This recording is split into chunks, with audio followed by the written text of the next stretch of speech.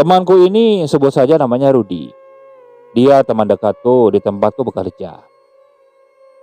Dan Rudi pernah bercerita kepadaku kalau dia katanya sudah lama tidak pulang ke kampung halamannya. Bukan tanpa sebab, Rudi ini tidak bisa pulang ke kampung halamannya. Mengingat padatnya pekerjaan di perusahaan tempat kami bekerja ini membuat kita tidak bisa mengambil cuti. Ya bahkan libur pun ya cuma 1 hari, hari Minggu saja. Kadang itu digunakan untuk waktu istirahat. Karena badan kita memang sangat lelah. Sabtunya biasanya kita masuk. Nah kebetulan minggu depan ini ada jadwal libur. Sabtu minggunya libur. Si Rudi bilang kepadaku, nah dia mengajakku untuk pulang ke kampung halamannya. Awalnya aku sempat menolak. Tapi kata si Rudi, kampung halamannya ini dekat pantai. Nah di situ aku mulai tertarik. Karena jujur saja, seumur-umur aku sampai aku bekerja, aku belum pernah melihat pantai secara langsung. Hanya melihat dari foto, video, dan di televisi saja. Tapi untuk datang langsung ke pantai dan melihat laut itu belum pernah. Nah disitulah aku mulai tertarik. Jadi aku mengiyakan ajakan si Rudi ini. Singkat cerita, hari yang ditunggu pun tiba. Hari Jumat, sepulang kerja, saat itu perlengkapan sudah kita bawa.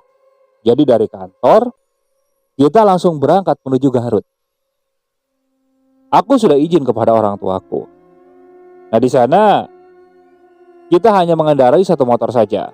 Rudi yang mengendarai motor, sedangkan aku dibonceng. Rudi mulai melajukan motornya.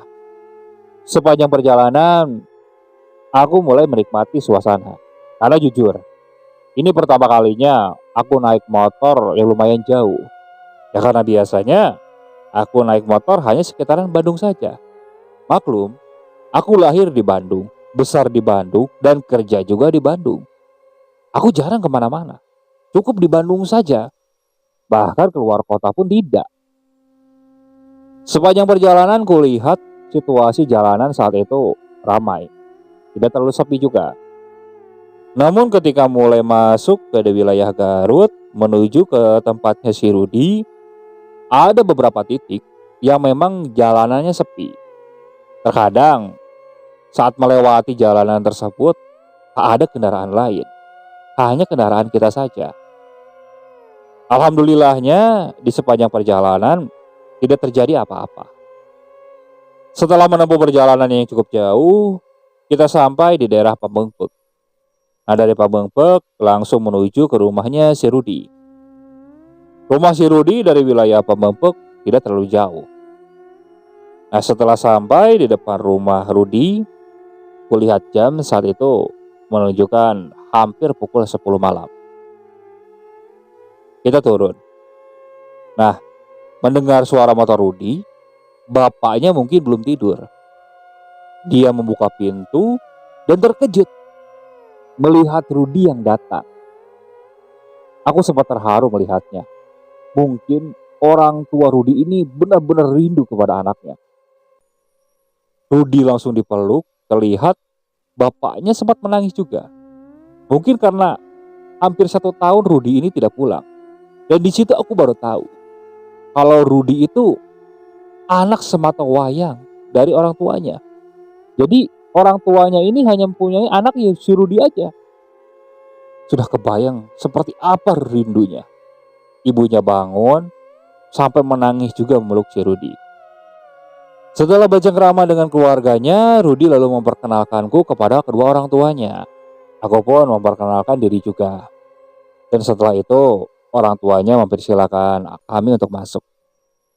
Di dalam kami masih ngobrol ya seputar masalah sehari-hari lah, dari mana, kerjanya di mana, hanya seperti itu. Dan setelah itu kita disuruh makan, selesai makan kita langsung istirahat. Pagi harinya ketika bangun, aku merasakan udara di sini cukup berbeda, agak segar, jauh seperti kota Bandung pikirku. Hari itu Ketika bangun, kulihat ibunya Rudi sudah menyediakan sarapan. Kita sarapan dulu. Selesai sarapan, Rudi ngajak keluar. Dia ingin menepati janjinya untuk pergi ke pantai. Aku bersemangat dong saat itu. Dengan menggunakan sepeda motor, kita berangkat. Dari rumah Rudi menuju pantai tidak terlalu jauh. Ya mungkin hanya memakan waktu kurang dari 15 menitan. Nah setelah sampai di sebuah pantai, tepatnya di pantai Satolo saat itu, kurasakan udara pantai pertama kalinya. Melihat pemandangan laut yang sangat luas. Tidak bisa aku percaya saat itu. Itu pertama kalinya aku melihat laut berada di pantai juga. Di situ setelah turun dari motor, aku berlari-lari kegirangan, layaknya anak kecil. Padahal di sana kulihat sedang banyak orang juga, tapi aku tidak peduli. Di situ aku bermain ombak, terus bermain pasir. Pokoknya lari-larian deh di pantai, layaknya anak kecil yang baru pertama kali melihat pantai. Hingga tak terasa saat itu jam sudah menunjukkan pukul 2. Rudi mengajakku untuk pulang. Kami pulang. Sampai di rumah, orang tuanya menyuruh makan lagi kan. Kita makan. Setelah itu dilanjut ngobrol. Lalu istirahat. Malamnya ketika bangun, tepat pukul 8, Rudi mengajak untuk ke teman-temannya. Di sana aku dikenalkan kepada teman-teman Rudi. Ternyata orang-orang di kampung Rudi ini benar-benar ramah. Terutama untuk orang asing sepertiku. Mereka murah senyum, ramah, gampang diajak bergaul.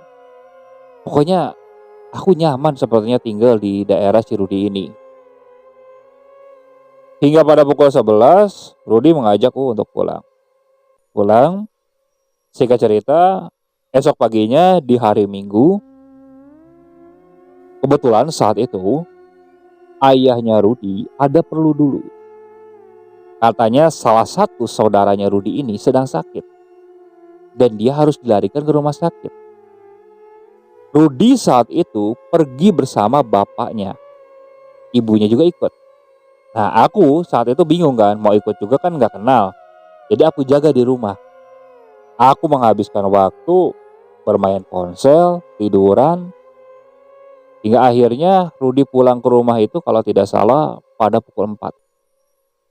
Pada pukul 4 sore Rudi baru pulang. Nah di situ kan kalau tidak mau hari itu juga kita harus pulang kembali ke kota Bandung. Karena besoknya kita harus masuk kerja.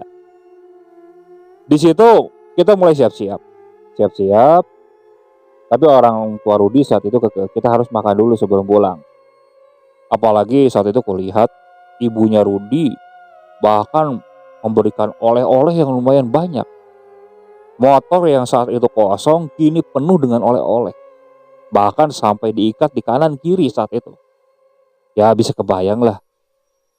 Orang tua ingin anaknya merasakan makanan dari kampung halamannya di kota mungkin. Atau buat bagi-bagi kepada temannya di sana.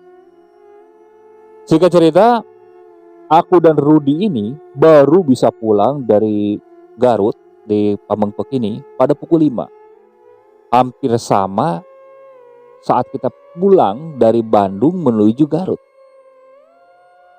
Di situ Rudi masih membawa motor, aku dibonceng di belakang. Rudi mulai melajukan motornya menuju ke Bandung. Saat itu aku sempat tanya kepada Rudi, kira-kira estimasi sampai di Bandung jam berapa? Rudi bilang paling pukul 9, mudah-mudahan kita sampai di sana. Setelah aku pikir-pikir kalau pukul 9 masih ada waktulah buat istirahat, masih lumayan panjang. Namun ternyata dugaan kami ini meleset. Situasi di jalanan saat itu benar-benar macet. Mungkin arus balik dari orang yang weekend liburan. Jalanan ini benar-benar macet. Kita terjebak macet ini di beberapa titik.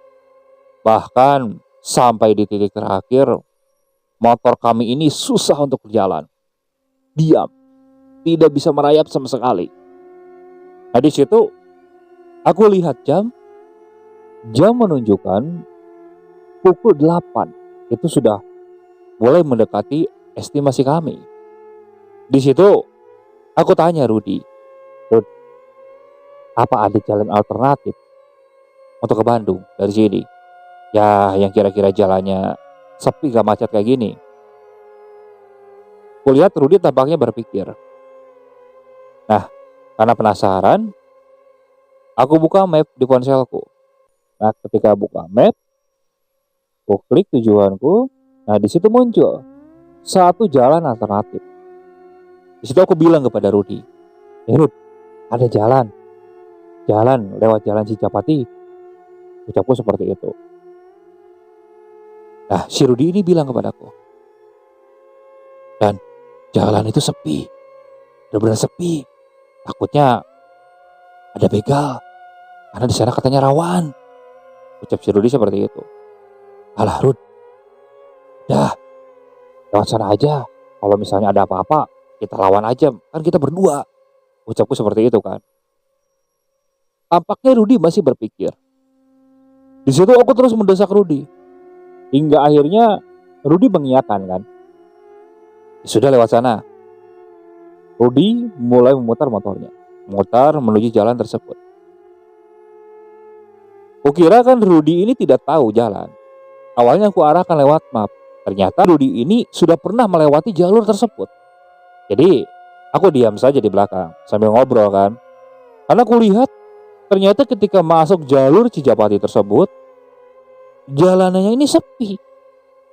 Benar-benar sepi, tidak ada kendaraan. Di situ aku bilang kepada Rudi, padahal dari tadi saja lewat sini, udah sepi kayak gini, nggak ada kejebak macet-macetan. Ucapku seperti itu. Aku tanya, kira-kira kita keluar dari jalur ini berapa lama, Rud? Ya paling sekitar setengah jam sampai 40 menitan. Kita sampai di Kabupaten Bandung. Ucap Rudi seperti itu. Kulihat jalanan di sana memang tidak ada rumah-rumah warga. Hanya ada hutan, bukit, ya mungkin jurang di sebelah kanan karena situasi saat itu gelap. Lampu penerangan juga tidak ada. Hanya ada lampu motor kami saja yang menjadi penerangan saat itu. Nah, si Rudi ini tampak benar-benar fokus. Ketika ngobrol pun sesekali dia tidak menjawab obrolanku. Akhirnya aku memfokuskan diri melihat ke depan. Hingga tak berapa lama, di situ aku kaget. Aku melihat sebuah cahaya yang cukup terang dari depan. Rud, hati-hati Rud. Aku seperti itu kan. Dan ternyata di depanku ini ada sebuah mobil minibus yang tiba-tiba dengan kecepatan kencang itu melaju ke arah kami. Untungnya saat itu kita bisa menghindar dan tidak terjadi tabrakan. Di situ aku ngedumel kan. Karena melihat tingkah supir itu yang kebut-kebutan seperti itu. Nah di situ aku tawarkan kepada si Rudi, bagaimana kalau gantian aku yang bawa motor? Takutnya dia ngantuk. Apalagi kan dari pagi sampai sore Rudi tadi ngurusi saudaranya. Nah si Rudi ini tidak mau. Katanya biarlah dia yang bawa motor. Nah ya sudah gitu kan. Aku kembali memperhatikan jalan. Hingga di sebuah titik, aku sempat melihat di antara pepohonan di sebelah kanan, seperti ada yang melayang, putih. Aku pikir awalnya itu spanduk. Spanduk yang mungkin terbang, terbawa angin kan. Kulihat kain yang berwarna putih itu hinggap di salah satu dahan, tampak seperti berdiri. Aku masih perhatikan, bahkan sampai memutar kepala saat itu. Tapi karena motor yang dilajukan oleh si Rudi ini lumayan kencang, akhirnya aku tidak nampak lagi kain putih tersebut. Aku kembali melihat ke depan kan. Nah, melihat ke depan, di situ aku kembali tanya, kita sudah dekat nggak? Kata Rudi, sudahlah paling mungkin sekitar 15 menitan lagi. Karena aku lihat jalan ini kok kayaknya jauh. Mungkin seperti memutari gunung, pikirku seperti itu kan. Di situ aku terus saja ngajak ngobrol kepada Rudi. Tampaknya Rudi benar-benar hati-hati. Ditambah lagi, aku yakin Rudi ini khawatir akan begal. Karena dari awal kan dia bersikukuh bahwa di daerah sini rawan begal. Nah di saat itu aku hendak melihat ponselku, ingin melihat map. Nah di situ tiba-tiba si Rudi ini langsung mengencangkan motornya. Jadi langsung ngebut. Aku kaget kan. Posisi jalan saat itu jelek. Jadi motor ini lajunya tidak karuan. Aku tegur si Rudi, "Rud, woi, pelan-pelan woi. Kamu kenapa?" Ada jawaban. Bahkan motor ini dilajukan tambah kencang. Nah, di situ kan aku langsung masukkan ponsel. Aku pegangan ke jaket Rudi. Di situ aku masih manggil-manggil si Rudi. "Rud, kamu kenapa woi? Woi, kamu sadar nggak?" Ucapku seperti itu kan. Karena khawatirnya si Rudi ini panik atau takut gitu kan. Pikirku seperti itu. Karena saat itu aku tidak melihat ada apapun. Hingga samar saat aku melihat dari spion sebelah kiri, tepat di belakangku, aku melihat ada sebuah kain putih yang seakan melayang tepat di belakang motor. Seperti mengikuti. Refleks saat itu aku noleh ke belakang. Dan ketika aku noleh ke belakang, aku melihat ada satu sosok. Sosok yang terbang melayang, rambutnya panjang. Aku tidak melihat wajahnya seperti apa. Namun aku yakin, sosok ini yang membuat si Rudi ketakutan dan langsung ngebut. Di situ, tanpa pikir panjang, aku langsung alihkan pandangan kembali ke depan. Aku tepuk-tepuk si Rudi, supaya dia tambah ngebut. Karena sosok itu seakan benar-benar dekat. Bahkan kali ini, aku sempat dengar suara cekikikannya. Benar-benar takut saat itu. Namun naasnya saat itu, di satu titik, di sebuah tikungan, mungkin karena takut dan motor ini tidak kontrol, akhirnya kita jatuh. Saat itu aku sempat terlempar, Rudi terseret oleh motor. Aku terlempar dan masuk ke sebuah semak-semak. Kepalaku pusing saat itu. Pusing, namun aku coba untuk bangun. Di situ aku mencari keberadaan si Rudi. Aku cari keberadaan si Rudi. Aku pikir saat itu sosok yang mengikuti kami itu sudah tidak ada. Aku berjalan dengan merasakan sakit di kaki, tanganku saat itu.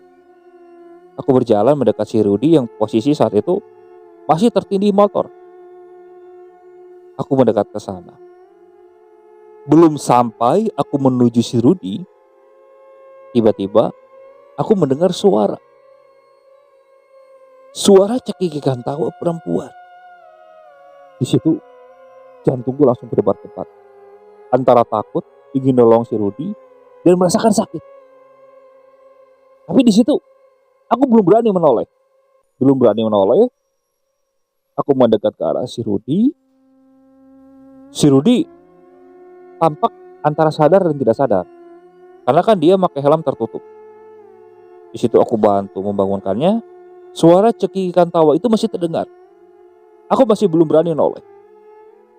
Motor aku berdirikan. Si Rudi, aku copot helmnya dulu. Nah di situ aku tampar-tamparkan pipinya.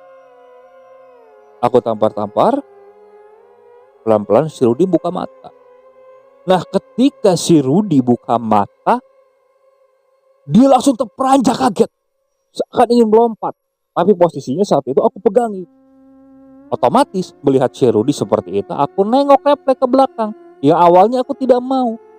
Nah ketika refleks aku nengok ke belakang, di atas itu masih melayang sosok putih, rambutnya panjang, mukanya pucat. Dia melihat ke arah kami, seakan tertawa. Aku panik saat itu. Bahkan aku bingung harus berbuat apa. Ingin lari, kaki tidak bisa. Rudi juga tidak bisa bangkit sama sekali. Hingga akhirnya aku nyungsep ke tanah, menyembunyikan kepalaku.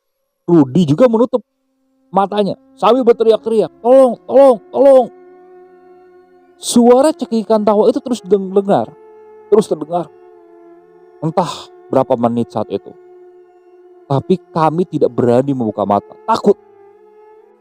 Hingga tak berapa lama, kita merasa ada sebuah cahaya yang cukup terang. Pelan-pelan kita membuka mata karena telinga kita mendengar suara laju kendaraan. Kita membuka, tepat di depan tampaknya ada sebuah mobil yang melintas ke sana. Aku melambai, berharap mobil itu berhenti. Nah, alhamdulillahnya mobil itu berhenti tepat di depan kami. Dan sosok kuntilanak yang tertawa itu sudah hilang. Kulihat supir itu sedang mengendarai sebuah mobil travel. Dia turun saat itu. Turun dan menghampiri kami. Nah, di situ aku baru menyadari ternyata tangan dan kakiku ini memang banyak luka baret. Mungkin tadi pas masuk semak-semak banyak duri atau kena batu. Tapi kulihat kondisi Rudi ya yang paling parah. Kaki kanannya ini dia terkilir. Tangan kanan terkilir. Ditambah lagi banyak luka baretnya. Di situ sopir mengeluarkan obat-obatan yang ada di dalam mobil. Dia coba mengobati kami dengan seadanya. Dan di situ aku tanya Rudi, "Mau gimana? Apa bisa lanjut gak?" Rudi mengangguk. Tapi saat itu biar aku saja yang bawa motor, karena kondisiku tidak terlalu parah. Di situ supir yang membawa mobil travel juga memang tidak bisa menolong banyak, karena dia juga sedang mau mengantarkan penumpang. Tapi saat itu dia masih menunggui kami. Aku coba nyalakan motor. Nah, beberapa kali aku salah, motor belum mau menyala. Namun hingga akhirnya motor mau menyala. Aku coba gedak-gedakan setangnya, ternyata kondisinya masih bisa digunakan. Nah, di situ aku ucapkan terima kasih kepada supir yang mau membantu kami. Posisi saat itu aku yang bawa motor. Nah, hendak pamit, supir itu bilang, "Kang, kalau ada apa-apa jangan berhenti, fokus aja ke depan, jangan lihat ke belakang. Pokoknya fokus aja ke depan. Gak apa-apa, gak usah kenceng-kenceng. Yang penting fokus, jangan nengok ke belakang," ucap supir itu. Aku menganggukkan. Aku paham maksud supir itu apa. Nah, si Rudi ini tampak masih parno. Dia masih nengok ke sekeliling, mungkin mencari keberadaan kuntilanak tersebut. Setelah kita melajukan motor, awalnya Rudi yang masih parno ini masih nengok ke belakang. Nah, di situ aku bilang fokus ke depan. Tak jauh dari tempat kita jatuh, mungkin ada sekitar 1,5 kilo sampai 2 kiloan. Di sebelah kanan, di pinggir jalan, aku kembali melihat sosok itu berdiri dengan rambut terurai, pakaiannya putih. Dia berdiri melambaikan tangannya ke arah kami. Di situ sekuat mungkin aku pegang stang motor. Aku kontrol untuk narik gas. Aku palingkan supaya tidak bisa melihat sosok itu. Rudi langsung melungkupkan wajahnya di punggungku. Mungkin sangat takut. Dalam hati, aku berdoa saat itu. Berdoa supaya sosok ini tidak mengikuti. Namun ternyata dari telingaku aku masih mendengar. Sosok itu cekikikan, melayang sepertinya di belakang. Tapi aku tidak berani menoleh. Melihat spion pun aku takut saat itu. Aku tidak kontrol kan.